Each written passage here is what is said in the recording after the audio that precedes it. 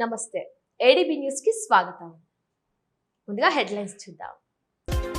CCI పునఃప్రారంభమే లక్ష్యంగా ఉద్యమ కార్యాచరణ ప్రకటించిన మాజీ మంత్రి జోగు రామన్న. ఆగస్టు 31లోగా స్పష్టత ఇవ్వకపోతే ఆమరణ నిరాహార దీక్షకు దిగుతామని ప్రకటన. పరిశ్రమ పునరుద్ధరణపై ప్రజాప్రతినిధులు దృష్టి సారించాలని డిమాండ్. పట్టణవాసుల ఇక్కట్లను తీర్చేలా అభివృద్ధి పనులు. తీర్పెల్లి రామాయణంలో పలు అభివృద్ధి పనులు ప్రారంభించిన ఎమ్మెల్యే పాయల్ శంకర్. ఆదర్శ పట్టణంగా తీర్చిదిద్దేందుకు కృషి చేస్తున్నట్లు వెల్లడి. రాష్ట్ర వ్యాప్తంగా సంచలనం రేపిన అటవీ అధికారులపై దాడి కేసులో ఆదిలాబాద్ జిల్లా న్యాయస్థానంలో తుది తీర్పు వెలువడింది. ఈ కేసులో ఆసిఫాబాద్ జెడ్పీ మాజీ వైస్ చైర్మన్ కోనేరు కృష్ణారావుతో సహా 8 మందికి 6 నెలలు జైలు శిక్ష విధిస్తూ తీర్పు వెలువడింది. 2019 జూన్ 30న కదంబ ప్రాంతంలో కొమరం భీం ఆసిఫాబాద్ జిల్లా కాగజ్ నగర్ మండలం కదంబ ప్రాంతంలో మొక్కలు నాటేందుకు వెళ్లిన అటవీ అధికారులపై దాడి జరిగింది. ఈ ఘటన అప్పట్లో సంచలనం రేపగా పోలీసు అధికారులు కేసు నమోదు చేసి ఛార్జిషీట్ దాఖలు చేశారు. మొత్తం 37 మందిపై కేసు నమోదు కాగా 29 మందిని నిర్దోషిగా కోర్టు ప్రకటించింది. స్పెషల్ పీపీ రమణారెడ్డి సాక్షులను ప్రవేశపెట్టి నేరం రుజువు చేయించారు. ఈ క్రమంలో గురువారం 8 మందికి 6 నెలలు జైలు శిక్ష, 1500 జరిమానా విధిస్తూ ఎస్సీ ఎస్టీ కోర్టు న్యాయాధికారి డానిరుద్ తీర్పు వెలువరించారు. ఇది 2019 కేసు. ఇప్పటి వరకు మాకు దాదాపు ఇన్ఛార్జ్ జడ్జిల మయంతో ఈ కేసు నడుస్తూ ఉండే, అందుకని చెప్పి డిలే కావడం జరిగింది. దాదాపు 45 మంది సాక్షుల్ని వాళ్ళు విచారిస్తే దాంట్లో 37 మంది సాక్షుల్ని మేము కోర్టులో ప్రవేశపెట్టి ఈ కేసుని మేము రుజువు చేయగలిగాము. ఈరోజు దీంట్లో అంటే దాదాపు చాలా రోజుల నుంచి కూడా పై అధికారుల దృష్టిలో ఉంది కాబట్టి కాగజ్నగర్ డిఎస్పీ గారిని, వైద్యుద్దీన్ గారిని ఇందులో నోడల్ ఆఫీసర్గా కూడా ఎస్పీ మేడం గారు అపాయింట్ చేశారు. తర్వాత వీళ్ళ సిఐ రూరల్ కూడా ప్రతిసారి వచ్చి విట్నెస్లతో పాటు చాలాసార్లు వచ్చారు. ఇక్కడ లైజన్ ఆఫీసర్గా ఉన్నటువంటి ఏఎస్ఐ ఈశ్వర్ సింగ్ గారు వీళ్ళందరి పర్యవేక్షణ అంటే వీళ్ళ సహకారంతో 37 మంది సాక్షులు మేము విచారించాము. మరి ఈరోజు గౌరవ కోర్టు తీర్పు వెలువరించింది, మీరు అందరికీ తెలిసిందే. దీంట్లో 149 సెక్షన్ కింద అంటే 5 కన్నా ఎక్కువ ఉన్న దాంట్లో దీనిలో ఉన్న వాళ్ళు చాలామంది మొత్తం 39 మందికి మీద శిక్ష పడితే 39 మంది మీద ఛార్జ్ షీట్ వేస్తే దాంట్లోకి వెళ్ళి 2 కేసు నడుస్తూ ఉంటే చనిపోయారు. 37 మందిని ఈరోజు దాంట్లోంచి ఒక 29 మంది మీద కేసు రుజువు కాలేదని చెప్పి కేసు కొట్టేయడం జరిగింది. మిగిలిన ఎవరైతే ఇప్పుడు 8 ఉన్నారో దాంట్లో కోనేరు కృష్ణ గారు, బూరం పోచం గారు, పుల్ల శ్రీకాంత్ గారు, కొట్ట మల్లేష్ గారు, బెబ్బెర శంకర్ గారు, బొబ్బెర రాజశేఖర్ గారు, బూరం మల్లేష్, తర్వాత బిబ్బెర శ్యామల అని ఈ 8 మంది వ్యక్తులని తీర్పు వెలువరిస్తూ దీనిలో అంటే కామన్ ఉద్దేశంతో వచ్చారు కాబట్టి సెక్షన్ 147 కింద 6 నెలలు కారాగార శిక్ష, అట్లనే ప్రభుత్వ ఉద్యోగులని ఆటంకపరుస్తూ కొట్టినందుకు దాంట్లో 332 సెక్షన్ కింద 6 నెలలు, అంటే ఇవి 2 కలిసి కూడా ఏకకాలంలో వస్తాయి కాబట్టి 6 నెలలు ఈ 2 సెక్షన్లకు గాను. అట్లనే 323 అంటే ఇతర అధికారులు చేతులతో కొట్టడం, దానికి 1500 రూపాయలు ఒక్కొక్కరికి ఫైన్ చొప్పున. మళ్ళీ 353 ఐపీసీ అంటే విధులని ఆటంకపరచడం. అందరూ యూనిఫామ్లో ఉన్నారు, పోలీసు కానీ ఫారెస్ట్ కానీ, దానికి గాను ఒక్కొక్కరికి 2000 చొప్పున. టోటల్గా 6 నెలలు 3500 రూపాయలు ఫైన్ కట్టాలని చెప్పి కోర్టు ఆదేశించింది. మరి ఇప్పుడు దీంట్లో ఈ 3500 ఫైన్ కడితే వాళ్ళు ఇక్కడ సస్పెన్షన్ వేసుకుంటారు, అది వాళ్ళ హక్కు. దాని ప్రకారము వాళ్ళ హైకోర్టులో అప్పీల్కి వెళ్తారు. కాకపోతే జడ్జిమెంట్ పూర్తి వివరాలు సర్టిఫికేట్ కాపీ తీసుకున్న తర్వాత ఆ జడ్జిమెంట్ అంతా ఒకసారి పరిశీలించిన తర్వాత పై అధికారులతో కానీ మేము కానీ మా పై అధికారులు అంటే ప్రాసిక్యూషన్ వింగ్ పై అధికారులతో మరియు పోలీస్ పై అధికారులతో చర్చించి ఏదైనా అప్పీల్ వేసే అవకాశం ఉన్నదేమో అని చెప్పి కూడా చూస్తాము. ఖచ్చితంగా ఒకవేళ అప్పీల్ గ్రౌండ్స్ ఉంటే హానరబుల్ హైకోర్టులో అప్పీల్ వేయడానికి కూడా నేను నివేదిక పంపుతాను. 8 మంది ఒకటే రకమైన శిక్ష. గౌరవ కోర్టు వారు ఒక ఆయన విద్యార్థి ఉన్నాడు నాకు తగ్గించండి అని అడిగినప్పటికీ కూడా అందరిది సేమ్ నేరం కాబట్టి ఒకరికి తగ్గిస్తే మరి మిగిలిన వాళ్ళకు కూడా అన్యాయం చేసినట్టు అవుతుంది కాబట్టి అందరికీ ఒకే రకమైన. ఆదిలాబాద్ పట్టణాన్ని రాష్ట్రంలో గొప్ప పట్టణంగా తీర్చిదిద్దేందుకు తన వంతుగా పూర్తి కృషి చేస్తారని ఎమ్మెల్యే పాయల్ శంకర్ అన్నారు. శుక్రవారం తీర్పెల్లి రామాలయంలో 15వ ఆర్థిక సంఘం నిధులు 8 లక్షల రూపాయలతో నిర్మించే మరుగుదొడ్ల నిర్మాణానికి చైర్పర్సన్ బండారి అనుషతో కలిసి భూమి పూజ చేశారు. అనంతరం ఆలయ ప్రహారీ పెండింగ్ లో ఉన్న పాత జాతీయ రహదారి రోడ్డు పనుల గురించి కాలనీవాసులు ఎమ్మెల్యే చైర్పర్సన్ దృష్టికి తీసుకొచ్చారు. త్వరలో పనులు చేపట్టేలా చర్యలు తీసుకుంటున్నామని భరోసా ఇచ్చారు. ఈ కార్యక్రమంలో స్థానిక councillor Revathi, municipal commissioner Jagadishwar Goud, Brahman Samaj అధ్యక్షుడు అన్నోజుల సంతోష్ కుమార్, ప్రధాన కార్యదర్శి విశ్వాస్ నిర్మల్కర్, కోశాధికారి అభిలాష్ టెంబేకర్ తదితరులు పాల్గొన్నారు. ఈ సందర్భంగా ఎమ్మెల్యే పాయలి శంకర్ మాట్లాడుతూ తీర్పెల్లిలోని రామాలయం ఆధ్యాత్మికంగా విరాజిల్లుతోందని అన్నారు. మరుగుదొడ్ల నిర్మాణం కోసం 8 లక్షల రూపాయల నిధులతో వాటికి భూమి పూజ చేయడం కూడా జరిగిందన్నారు. మంజూరైన పనులను త్వరితగతిన ప్రారంభించి పూర్తి చేసేలా అధికారులు తగు చర్యలు తీసుకోవాలని ఆదేశించారు. 7-8 ఏళ్ల నుంచి పెండింగ్ లో ఉన్న NH44 పనులను ప్రారంభించేలా చర్యలు తీసుకుంటున్నామన్నారు. రోడ్డు వెడల్పులో ఇండ్లు కోల్పోతున్న వారికి ప్రత్యామ్నాయంగా ఇంటి స్థలాలు ఇచ్చేలా ప్రణాళికలు చేస్తున్నామని పేర్కొన్నారు. మున్సిపల్ చైర్పర్సన్ అనుష మాట్లాడుతూ 25వ వార్డు రామాలయంలో 15వ ఆర్థిక సంఘాల నిధులు 8 లక్షలు కేటాయించడం జరిగిందన్నారు. ఆలయ ప్రహారీ గోడతో పాటు పెండింగ్ లో ఉన్న NH44 పనులను ప్రారంభించేలా కృషి చేస్తున్నామన్నారు. రోడ్డు వెడల్పులో ఇండ్లు కోల్పోతున్న వారికి స్థలాలు కేటాయిస్తామని సమస్యను పరిష్కరిస్తామన్నారు. బ్రాహ్మణ సమాజం అంతా కూడా ముందుండి ఈ యొక్క రామాలయ వేదికగా అనేక కార్యక్రమాలు ఆదిలాబాద్లో రూపుదిద్దుకుని ఈ మంజూరైనటువంటి పనులను వెంటనే పూర్తి చేయాలని సంబంధిత అధికారులకు విజ్ఞప్తి చేస్తాం. మరి అదేవిధంగా అనేక సంవత్సరాలుగా పెండింగ్లో ఉన్నటువంటి పాత నేషనల్ హైవే NH44కు సంబంధించినటువంటి ఈ యొక్క అంతర్గతంగా ఆదిలాబాద్ పట్టణం నుండి కొనసాగుతున్నటువంటి ఆ యొక్క నేషనల్ హైవే దాదాపు 7-8 సంవత్సరాల నుంచి ఆ యొక్క పనులు పెండింగ్ లో ఉన్నాయి.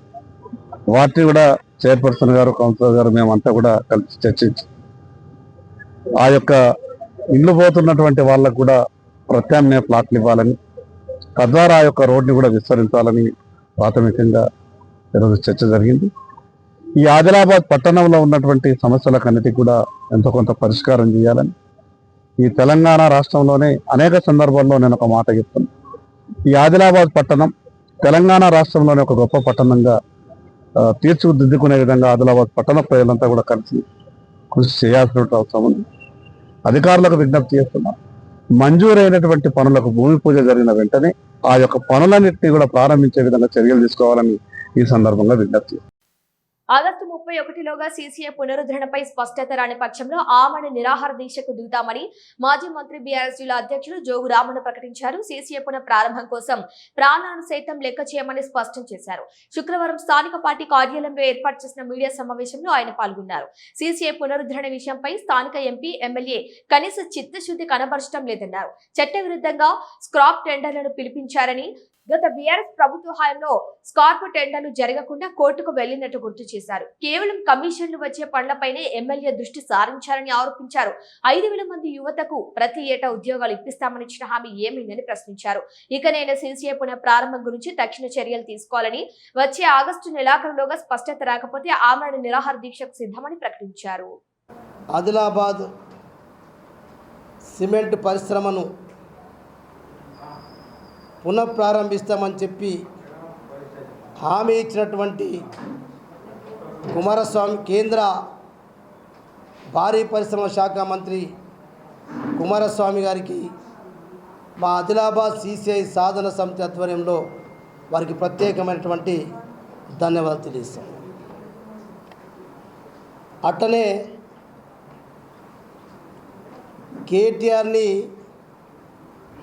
కేటీఆర్ పైన, కేటీఆర్ గారి గురించి మాట్లాడేటటువంటి నీ స్థాయి కాదు.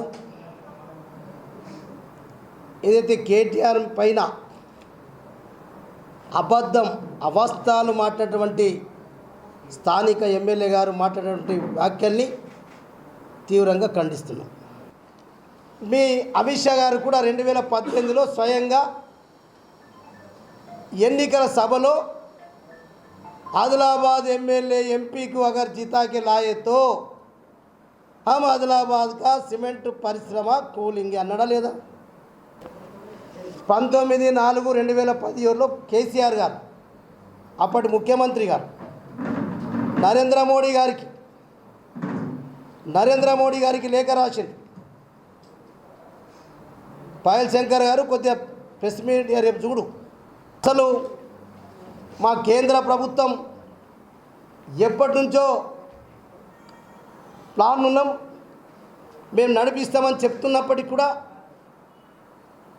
మీరు కావాల్సి రాజకీయాలు చేస్తున్నారు.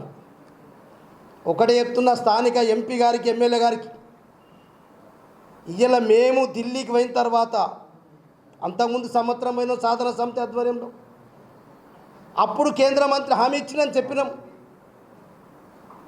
నిన్నగాక మొన్న పోయొచ్చంటే దొంగ ఫోటోలు పెడతారు ఎంపీ ఎమ్మెల్యేలు అన్నీ మీరే.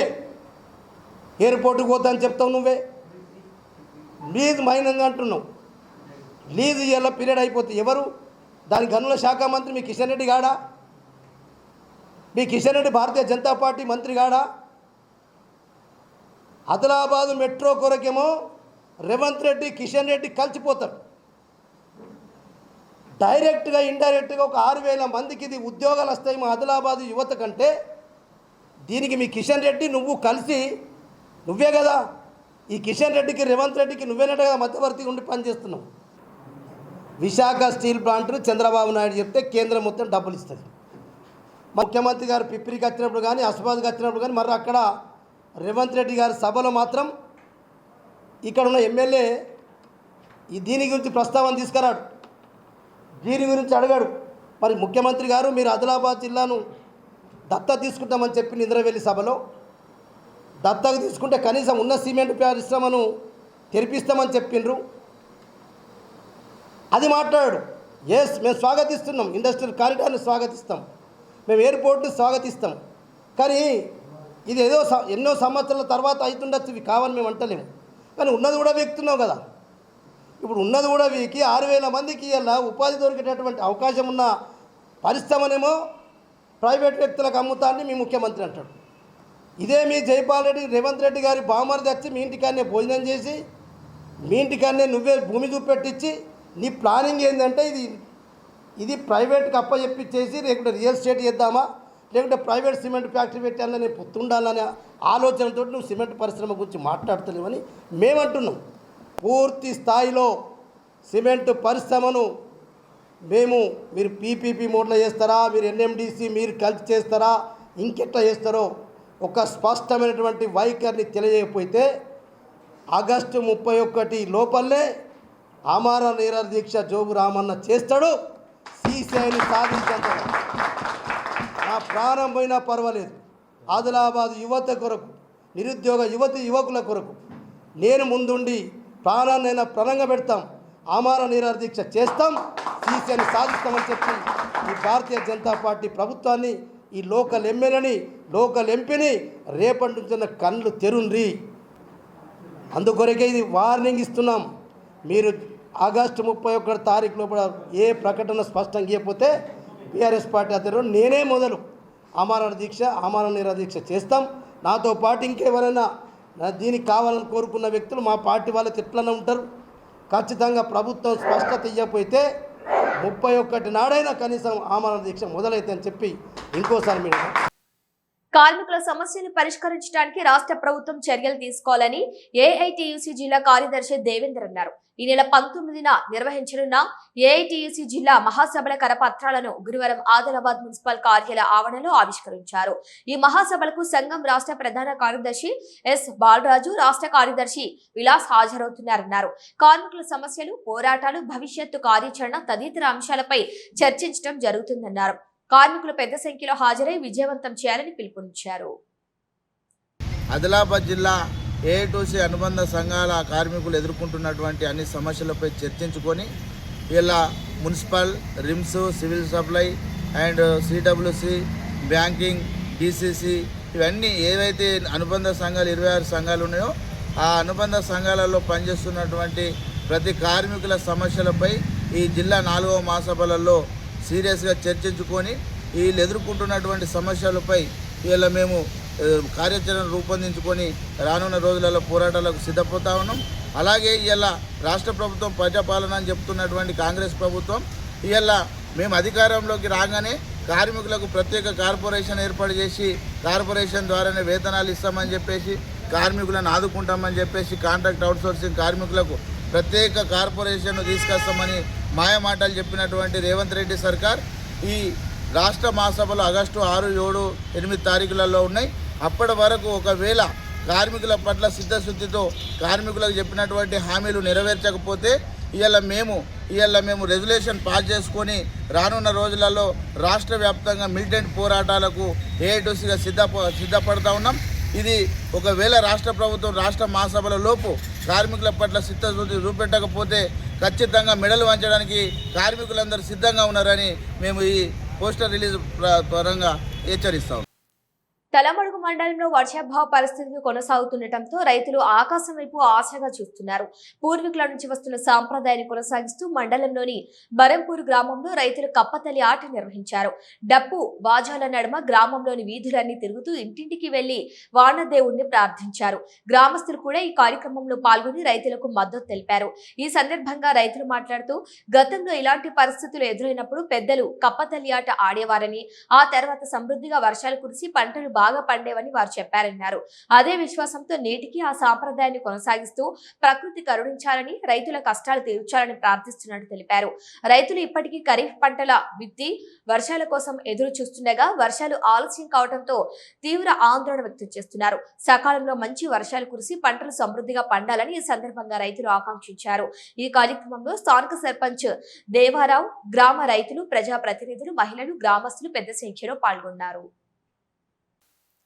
తలమడుగు మండలంలోని కప్పరదేవి గ్రామ పంచాయతీలో తాగునీటి సమస్య గ్రామస్తులను తీవ్ర ఆందోళనకు గురిచేస్తుంది. సుమారు 400 మంది జనాభా ఉన్న ఈ గ్రామంలో గత 4 సంవత్సరాలుగా మిషన్ భగీరథ ద్వారా తాగునీరు సరఫరా అవుతున్నప్పటికీ గ్రామంలోని చాలా మంది ఇప్పటికీ గ్రామ శివార్లో ఉన్న చేతి పంపు నీటినే వినియోగిస్తున్నారని స్థానికులు తెలిపారు. చేతి పంపు నీటిని తాగటం వలన గ్రామంలో కిడ్నీ సంబంధిత వ్యాధులు పెరిగాయని, గతంలో 3, ఇటీవలే మరో 3 కలిపి మొత్తం 6 కిడ్నీ వ్యాధితో మృతి చెందారని ఆవేదన వ్యక్తం చేశారు. ప్రస్తుతం గ్రామానికి చెందిన మెస్టం లక్ష్మణ్ అనే వ్యక్తి కూడా కిడ్నీ వ్యాధితో చికిత్స పొందుతూ ప్రాణాపాయ స్థితిలో పోరాడుతున్నట్టు తెలిపారు. ఈ సందర్భంగా గ్రామస్తులు మాట్లాడుతూ ఎన్నో ఏళ్లుగా చేతి పంపు నీటిని తాగటం అలవాటైందని, మిషన్ భగీరథ నీటి సరఫరా ఉన్నప్పటికీ చాలా మంది అదే నీటిని వినియోగిస్తున్నారని చెప్పారు. గ్రామంలో తాగునీటి నాణ్యతపై అవగాహన కల్పించడంతో పాటు ప్రజలకు సురక్షితమైన తాగునీరు అందించేందుకు శాశ్వత పరిష్కారంగా నీటి శుద్ధి ప్లాంట్ ను ఏర్పాటు చేయాలని ప్రభుత్వాన్ని కోరారు. ఈ విషయమై పంచాయతీ కార్యదర్శిని వివరణ కోరగా గతంలో విధులు నిర్వహించిన అధికారులు చేతి పంపు నీటి నమూనాలను పరీక్షలకు పంపించారని, ఆ నీరు తాగటానికి అనుకూలంగా లేదని గ్రామస్తులకు తెలియజేసినా కొందరు ఇప్పటికీ అదే నీటిని వినియోగిస్తున్నారని చెప్పారు. ప్రజలు మిషన్ భగీరథ ద్వారా సరఫరా అయ్యే నీటినే తాగాలని అధికారులు సూచించినట్టు తెలిపారు.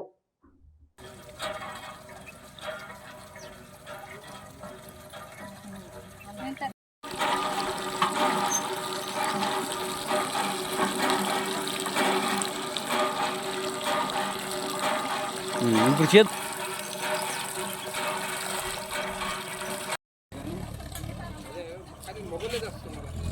అవును ఆడవాళ్ళు అంతా ఏం లేదు, మొక్కలు పోతున్నారు. అదే ఒకటి ఎట్లనే మాది.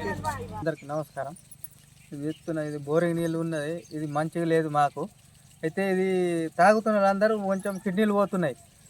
కొడితే మొత్తం వాటర్ నీళ్ళకు కొంచెం మడ్డి వస్తున్నది, దానికి గట్టుని టావెల్ కట్టుకొని తీసుకుపోతున్నారు. కానీ మాకు సహకారం ఏది లేదు. ప్రభుత్వం ఇంతకుముందు తీసుకుపోయి మాకు టెస్ట్ చేసిండ్రు, కానీ ఇంత ఖరాబ్ ఉన్నది నీళ్ళు కానీ మాకు చెప్పిండ్రు కానీ మళ్ళీ ఇంతవరకు సహకారం చేయలే బోరింగ్ది. మాకంటే ఇప్పుడు ఏదైనా ఒక గవర్నమెంట్ నుంచి మాకు వాటర్ ప్లాంట్ కావాలని నేను కోరుకుంటున్నాను. కప్పరదేవి మేము మస్తు సంవత్సరాలు అవుతున్నాం, బోరింగ్ నీళ్ళు తాగుతున్నాం. భగీరథ నీళ్ళు వస్తుంది కానీ తాగుతలేము. అయితే ఇది బోరింగ్ నీళ్ళు మంచిగా లేదని అందరు టెస్ట్ చేసినారు కానీ చెప్తున్నారు, కానీ మేము ఇదే నీళ్ళు తాగుతున్నాం. ఎందుకంటే మస్తు మంది కిడ్నీ ప్రాబ్లం వల్ల చనిపోతున్నారు. ఇంతవరకు 6, 7, 8 మంది చనిపోయారు. మాకు ఏది దిక్కు లేదు, ఇదే బోరింగ్ నీళ్ళు తాగుతున్నాం మేము. తలమడుగు మండలంలోని గిరిజన గ్రామాల అభివృద్ధికి మరో అడుగు పడింది. కప్పరిదేవి గ్రామ పంచాయతీ పరిధిలోని మందగూడ, ఇతర గ్రామ పంచాయతీలు పూనెగూడ, తొక్కిగూడ, జరి గ్రామాల్లో మహాత్మా గాంధీ జాతీయ గ్రామీణ ఉపాధి హామీ పథకం నిధులతో 50 లక్షల వ్యయంతో చేపట్టనున్న సీసీ రోడ్లు, మురికి కాలువలు తదితర అభివృద్ధి పనులకు ఘనంగా భూమి పూజ నిర్వహించారు. ఈ కార్యక్రమానికి మాజీ ఎంపీ సోయం బాపురావు, ఆదిలాబాద్ వ్యవసాయ market committee chairman Boranchu Srikanth Reddy, మాజీ డీసీసీ అధ్యక్షుడు అడ్డి భోజారెడ్డి ముఖ్య అతిథులుగా హాజరై స్థానిక సర్పంచ్లు, కాంగ్రెస్ పార్టీ నాయకులతో కలిసి శంకుస్థాపన చేశారు. చేశారు. ఈ కార్యక్రమంలో మాజీ జడ్పీటీసీ గణేష్ రెడ్డి, బాబన్న, కాంగ్రెస్ పార్టీ మండల కన్వీనర్ ప్రతాప్, మాజీ కన్వీనర్ రాజేశ్వర్, సర్పంచ్లు మేస్టం వినాయక్, రూపా కాశీరాం, పెందూరు హనుమంతు, జ్ఞానేశ్వర్, లోక ప్రవీణ్ రెడ్డి, సాంబశివ్తో పాటు గ్రామ ప్రజలు, కాంగ్రెస్ పార్టీ నాయకులు, కార్యకర్తలు పెద్ద సంఖ్యలో పాల్గొన్నారు. ఈ సందర్భంగా మాజీ ఎంపీ సోయం బాపురావు మాట్లాడుతూ రాష్ట్ర ప్రభుత్వం గిరిజన గ్రామాల సమగ్ర అభివృద్ధికి ప్రత్యేక ప్రాధాన్యం ఇస్తుందన్నారు. గ్రామంలో మరిన్ని ఇంద్రమైళ్లు మంజూరు, మౌలిక వసతుల కల్పనతో పాటు ప్రజలు ఎదుర్కొంటున్న ఇతర సమస్యలను తమ దృష్టికి తీసుకువచ్చారని తెలిపారు. వాటిని ముఖ్యమంత్రి రేవంత్ రెడ్డి దృష్టికి తీసుకెళ్లి త్వరితగతిన పరిష్కరించేలా కృషి చేస్తామని హామీ ఇచ్చారు. సిసిఐ పరిశ్రమ పునర్ ప్రారంభానికి కేంద్ర రాష్ట్ర ప్రభుత్వాలు వెంటనే చొరవ చూపాలని సిసిఐ సాధన కమిటీ డిమాండ్ చేసింది. ఈ మేరకు స్థానిక సుందరయ్య భవనంలో నిర్వహించిన మీడియా సమావేశంలో కమిటీ కన్వీనర్ దర్శనాల మల్లేష్ మాట్లాడారు. ఈ నెల 15న కేటీఆర్, జోగు రామన్నల నేతృత్వంలో సిసిఐ సాధన కమిటీ ప్రతినిధి బృందం ఢిల్లీలో కేంద్ర భారీ పరిశ్రమల మంత్రి HD Kumaraswamy, CCI CMD Sanjay బంగాలను కలిసినట్టు తెలిపారు. పరిశ్రమ పునః ప్రారంభానికి తాము కట్టుబడి ఉన్నామని, సిసిఐ భూములను ఇతర శాఖలకు బదలాయింపు చేయబోమని వారు స్పష్టం చేసినట్టు చెప్పారు. పరిశ్రమ పునః ప్రారంభానికి సుమారు 2,000 కోట్లు అవసరమని, అందులో కేంద్రం 250 కోట్లు, రాష్ట్రం 250 కోట్లు అందిస్తే మిగతా 1,500 కోట్లు సంస్థ రుణంగా సమీకరిస్తుందని వివరించారు. రాష్ట్ర ప్రభుత్వం ఇవ్వాల్సిన అనుమతులు, రాయితీలపై ఇప్పటి వరకు స్పందన లేకపోవడం విచారకరమన్నారు. 1,000 కోట్ల ప్రాజెక్టులు చేపడుతున్న ప్రభుత్వాలకు 500 కోట్లు ఇవ్వటం పెద్ద సమస్య కాదని, వెంటనే నిధులు మంజూరు చేసి తమ చిత్తశుద్ధిని నిరూపించుకోవాలని డిమాండ్ చేశారు. కేంద్ర రాష్ట్ర ప్రభుత్వాలపై ఒత్తిడి పెంచేందుకు భవిష్యత్తు కార్యాచరణ రూపొందిస్తున్నామని, త్వరలో ముఖ్యమంత్రిని కలుస్తామని తెలిపారు. ఈ సమావేశంలో కో కన్వీనర్లు విజయగిరి నారాయణ, కొండా రమేష్, వెంకట్ నారాయణ, జగన్ సింగ్, నాయకులు లోకరి పోషెట్టి, బండి దత్తాత్రి, ఈశ్వర్ దాస్, అరుణ్ కుమార్, చిల్మా దేవిదాస్, విఠల్ తదితరులు పాల్గొన్నారు. 15వ తారీఖు నాడు ఢిల్లీకి వెళ్ళాం. కేటీఆర్ గారు, జోగు రామన్న గారు, కేంద్ర మంత్రి, భారీ పరిశ్రమల శాఖ మంత్రి హెచ్డి కుమారస్వామి గారి అపాయింట్మెంట్ ఇప్పించారు. వారి నేతృత్వంలో సిసిఐ సాధన కమిటీ ఢిల్లీకి వెళ్ళింది. మంత్రి గారితో, అలాగే సిసిఐ సిఎండి గారితో చర్చలు జరిగాయి. వారు చెప్పినటువంటి అంశాలు ఏంటంటే,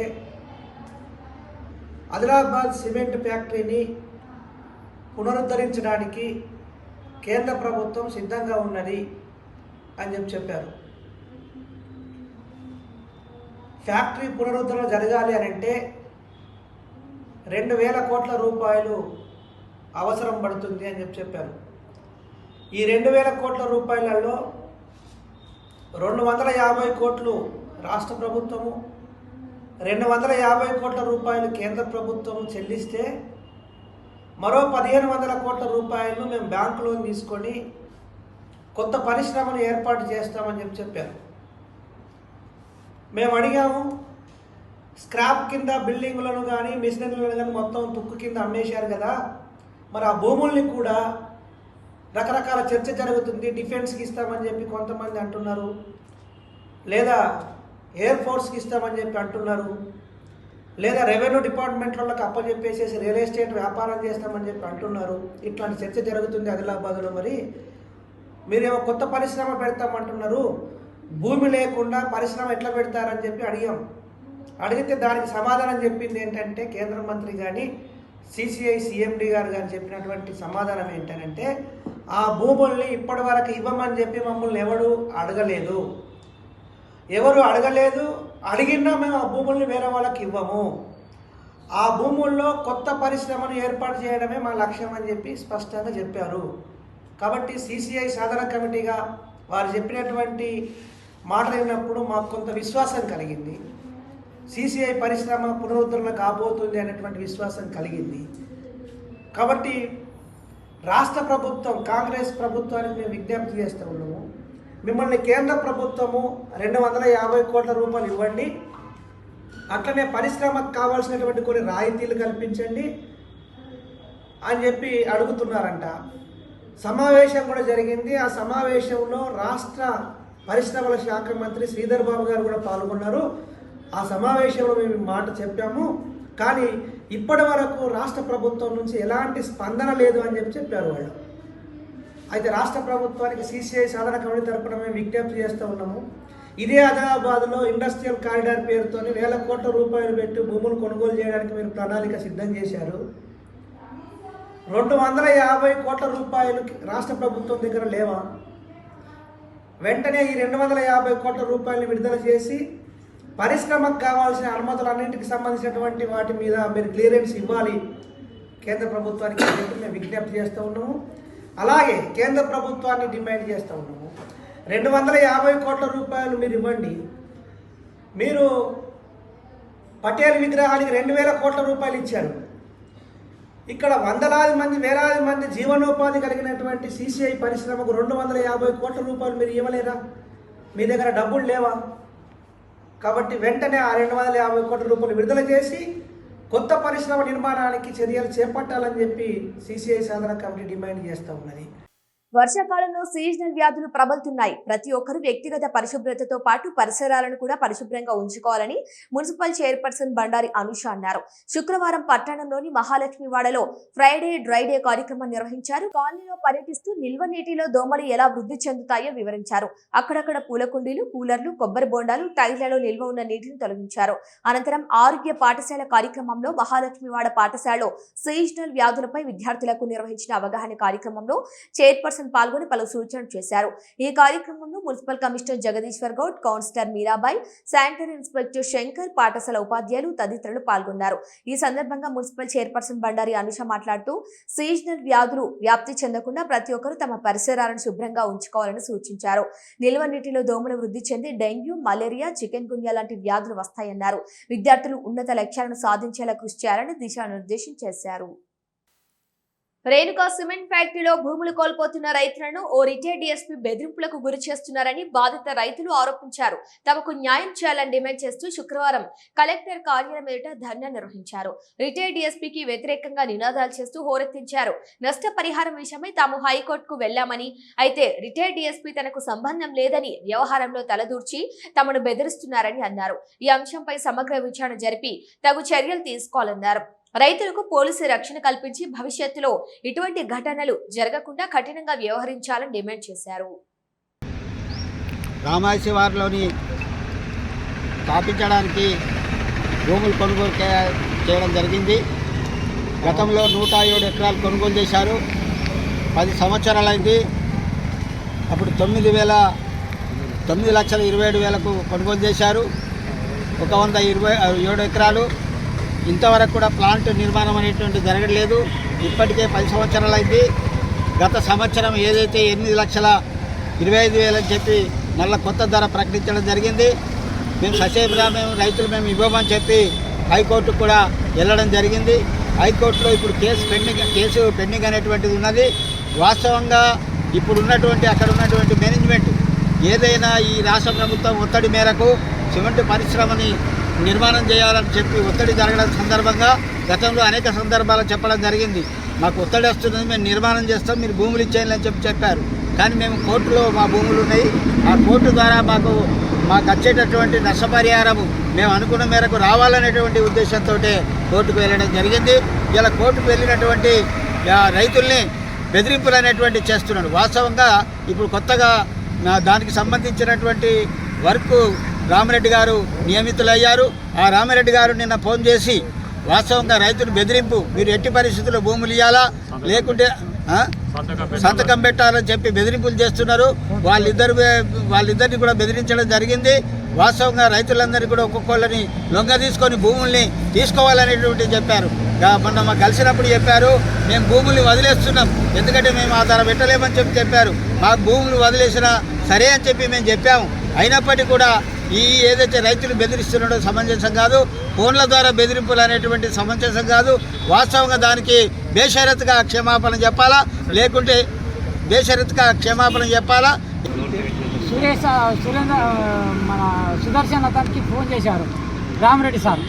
ఫోన్ చేసి స్వామి గిట్ల సార్ అన్నాడు, బెదిరించిండు, మీకు కోట్ల విలువైన కోట్ల వేస్తే మీకు పైసలు రావు, సంతకం పెట్టు అని సుదర్శన్ చెప్తే, నాకు సుదర్శన్ చెప్తే నేను సార్ ఇట్లా రైతులను ఎందుకు భయభ్రాంతులకు గురి చేస్తున్నావు అనేటట్టుగా నువ్వు ఎవడివయ్యా, నిన్ను పిస్తోల్తో కాల్చేస్తా, నువ్వు భూములు ఇవ్వకుంటే నువ్వు వాళ్ళకు చేస్తున్నా, ఇంకొకరికి నేను రోజొక్కరికి నేను వేసుకుంటూ పోతా రైతుల్ని అంటే సార్ 2 ఎకరాలు ఉన్నది, మాకు గిట్టుబాటు లేకపోతే వచ్చే 16 లక్షలు మాకు ఇప్పుడే ఒక సంవత్సరంలోనే సరిపోవు అంటే నువ్వు పడివి నీ రైతు నీకు సార్ టార్గెట్ చేస్తా, నువ్వు సార్ భూములకు వస్తే మిమ్మల్ని సార్ నీ చేనులకు వస్తే నేను చంపేపిస్తా అని నన్ను బెదిరించులు కాల్ చేసిండు. ఈ రామరెడ్డి సార్ని కఠిన చర్యలు తీసుకోవాలా సార్. నిర్మించిన 10 ఏళ్లకే వైటీసీ భవనం శిథిలావస్థకు చేరుకుందని, నాసిరకం పనులు చేపట్టారని అర్థమవుతుందని ఎంపీ గోడం నగేష్ అన్నారు. శుక్రవారం వైటీసీ కేంద్రాన్ని ఆయన సందర్శించారు. భవనాలు శిథిలావస్థకు చేరుకోవడంతో వాటిని పరిశీలించి సిబ్బందిని వివరాలు అడిగి తెలుసుకున్నారు. అనంతరం TWRJC కిచెన్ ను సందర్శించి వంట సామాగ్రిని పరిశీలించారు. అక్కడ ఉన్న కూరగాయలను చూసి నాణ్యమైనవి తీసుకురావాలని సూచించారు.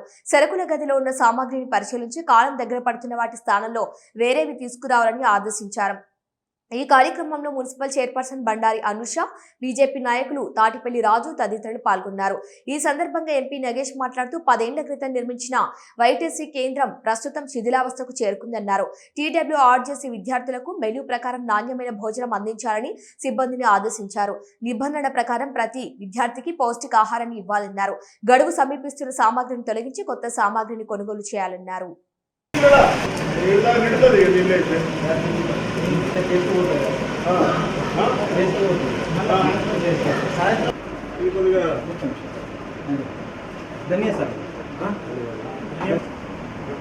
మనం ఎక్కడున్నాం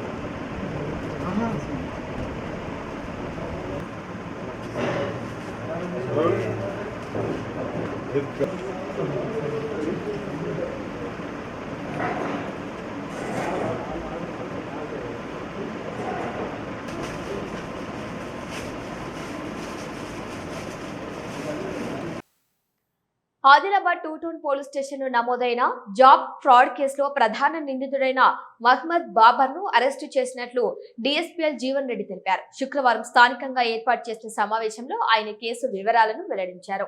2025 అక్టోబర్ 14న ఆదిలాబాద్ పట్టణానికి చెందిన నుగురు రవి ఇచ్చిన ఫిర్యాదు మేరకు కేసు నమోదు చేసి దర్యాప్తు చేపట్టారు. ప్రభుత్వ పాఠశాలలో అటెండర్ ను ఉద్యోగాలు ఇప్పిస్తామని నమ్మించి ఒకే కుటుంబానికి చెందిన నుగురు రవి, నర్సమ్మ, పృథ్వీల నుంచి మొత్తం 5,30,000 నగదు ఫోన్ పే ద్వారా వసూలు చేసి మోసం చేసినట్లు వెల్లడైంది. ఈ మోసంలో గ్లోబల్ ఫౌండేషన్ పేరుతో నకిలీ నియామక ఉత్తర్వులు సృష్టించి బాధితులకు అందజేసినట్లు పోలీసులు తెలిపారు. దర్యాప్తులో భాగంగా జూలై 16న ఆదిలాబాద్ RTC బస్టాండ్ వద్ద ప్రధాన నిందితుడైన మహమ్మద్ బాబర్ ను అదుపులోకి తీసుకుని విచారించగా నేరాన్ని అంగీకరించినట్లు వెల్లడించారు.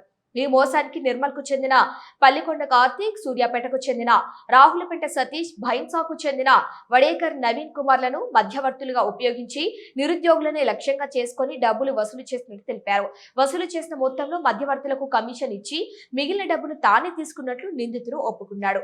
నిందితుడి వద్ద నుంచి నకిలీ నియామక ఉత్తర్వుల ప్రతులు, ఒక ఆండ్రాయిడ్ మొబైల్ ఫోన్ ను స్వాధీనం చేసుకున్నట్లు తెలిపారు. ఇప్పటికే ఈ కేసులో 3గురిని అరెస్టు చేసి జ్యుడిషియల్ రిమాండ్ కు పంపగా తాజాగా మహమ్మద్ బాబర్ ను అరెస్టు చేసి రిమాండ్ కు తరలించినట్లు DSP తెలిపారు. ప్రభుత్వ ఉద్యోగాల పేరుతో డబ్బులు వసూలు చేసే వ్యక్తులను నమ్మవద్దని, మోసపూరిత చర్యలు గమనించిన వెంటనే సమీప పోలీస్ స్టేషన్ ఫిర్యాదు చేయాలని ప్రజలకు సూచించారు. ఈ కార్యక్రమంలో SIలు ప్రణయ్ కుమార్, విష్ణు ప్రకాష్ తదితరులు పాల్గొన్నారు. సోషల్ మీడియాలో పబ్లిసిటీ చేసుకోవడం జరిగింది. దాంతో నమ్మిన ఆదిలాబాద్ టౌన్కి చెందిన 3 బాధితులు, నూగురు రవి, తర్వాత నూగురి పృథ్వీ, నర్సమ్మ, వీరు 3 నిజమే గ్లోబల్ ఫౌండేషన్ నిజమే నమ్మి దానికి సంబంధించిన బ్రోకర్స్ అయిన పల్లికొండ కార్తీక్, ఇతని ఆదర్శ నగర్ కాలనీ నిర్మల్, ఇంకొక broker Ragulapet Satish, Acharyalagudem, Chilukuri mandal, Suryapet district, Naved Kothapet Hyderabad. 3rd person Wadekar Naveen Kumar, Chata village of Kubeer mandal. దీనిలో నిర్మల్ డిస్టిక్ సంబంధించిన 2 బ్రోకర్లు, ఒకరు సూర్యాపేట డిస్టిక్ సంబంధించిన బ్రోకర్. వీళ్ళ 3 కూడా ఈ బాబర్కు సంబంధించిన గ్లోబల్ ఫౌండేషన్ చెందిన బ్రోకర్లు అని చెప్పి కాంప్లైంట్ చెప్పడం జరిగింది. అయితే ఈ బాధితులు 3 స్కూల్లో, గవర్నమెంట్ స్కూల్లో skill assistant, attender, data entry operator, computer operator ఉద్యోగాలు మేము ఇస్తామని చెప్పి వాళ్ళు ఈ బ్రోకర్లు, తర్వాత గ్లోబల్ ఫౌండేషన్ చైర్మన్ బాబర్ నమ్మించడంతో వీరు ముగ్గురు బాధితులు నమ్మి మొత్తం వీరికి 5,30,000 రూపాయలు దశల వారీగా ఫోన్పే ద్వారా, కొన్ని నెట్ క్యాష్ ద్వారా చెల్లించడం జరిగింది. తర్వాత వీరికి ఈ బాధితులకు 3 అపాయింట్మెంట్ ఆర్డర్స్ కూడా ఇవ్వడం జరిగింది. ఎవరు? బాబర్ గ్లోబల్ ఫౌండేషన్ తరఫున. అయితే ఇవి అక్కడ స్కూళ్ళకు ఎంక్వైరీ చేస్తే అసలు వాళ్ళకు ఎలాంటి మేము గవర్నమెంట్ నుంచి ఆథరైజేషన్ లేదు, మేము తీసుకోమని చెప్పి వాళ్ళు రిటర్న్ చేయడం జరిగింది. దాంతో ఇవి నకిలీ అపాయింట్మెంట్ ఆర్డర్ అని చెప్పి వీళ్ళు గ్రహించి ఈ బాబర్ను, తర్వాత ఈ బ్రోకర్ను కన్సల్ట్ చేస్తే వారు డబ్బులు వాపసు చేయలేదు. వీరికి ఎలాంటి న్యాయం చేయకపోగా ఆదిలాబాద్ 2 టౌన్ కేసులో కాంపిటేటివ్గా కేసు నమోదు చేసి ఈ పల్లికొండ కార్తిక్, రాగులపెంట సతీష్, వాడేకర్ నవీన్ కుమార్ వీరి ముగ్గురిని 27/10/2025 రోజు అరెస్ట్ చేయగా వారిని జ్యుడిషియల్ రిమాండ్ నిమిత్తం డిస్ట్రిక్ట్ జైలు ఆదిలాబాద్ పంపడం జరిగింది. ఈరోజు ఈ అన్ఎంప్లాయిడ్స్కి ఉద్యోగాలు ఇప్పిస్తామని చెప్పి నమ్మించి నకిలీ ఆర్డర్స్ ఇచ్చిన ప్రధాన సూత్రధారి గ్లోబల్ ఫౌండేషన్ చైర్మన్ ఎండి బాబర్ను మా 2 టౌన్ పోలీసులు, మన ప్రణయ్ కుమార్ ఎస్ఐ, విష్ణు ఎస్ఐ వారి సిబ్బందితో పాటు అరెస్ట్ చేసి ఈరోజు తీసుకురావడం జరిగింది. అయితే వద్ద ఈ నకిలీ పత్రాలు, నకిలీ అపాయింట్మెంట్ ఆర్డర్స్ను మేము స్వాధీనం చేసుకున్నాం. అతనికి సంబంధించిన సెల్ ఫోన్ కూడా స్వాధీనం చేసుకోవడం జరిగింది. యూత్కు మరియు అన్ఎంప్లాయిడ్ యూత్ స్టూడెంట్స్కు మా యొక్క విజ్ఞప్తి ఏంటంటే, ఈ విధంగా ఎవరైనా ఉద్యోగాలు, ప్రభుత్వ కానీ ప్రైవేటు ఉద్యోగాలు కానీ ఇప్పిస్తామని చెప్పి డబ్బులు అడిగితే దయచేసి వారు నమ్మకండి. వారు పక్కా మోసగాళ్ళే ఉంటారు. ఉద్యోగాలు ఇచ్చేవారు ఎవరు కూడా డబ్బులు తీసుకోరు. డబ్బులు తీసుకుంటున్నారంటే వారు మోసం చేయాలనే ఉద్దేశం కొద్దే మిమ్మల్ని నమ్మించి మోసం చేస్తారు వాళ్ళు. హెడ్లైన్స్ మరోసారి చూద్దాం. సిసిఐ పునఃప్రారంభమే లక్ష్యంగా ఉద్యమ కార్యాచరణ ప్రకటించిన మాజీ మంత్రి జోగు రామన్న. ఆగస్టు 31లోగా స్పష్టత ఇవ్వకపోతే ఆమరణ నిరాహార దీక్షకు దిగుతామని ప్రకటన. పరిశ్రమ పునరుద్ధరణపై ప్రజాప్రతినిధులు దృష్టి సారించాలని డిమాండ్. పట్టణవాసుల ఇక్కట్లను తీర్చేలా అభివృద్ధి పనులు.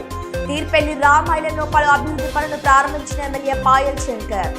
ఆదర్శ పట్టణంగా తీర్చిదిద్దేందుకు కృషి చేస్తున్నట్లు వెల్లడి. ఇవి వాటి వార్తలు చూస్తూనే ఉండండి ఏడీబీ న్యూస్.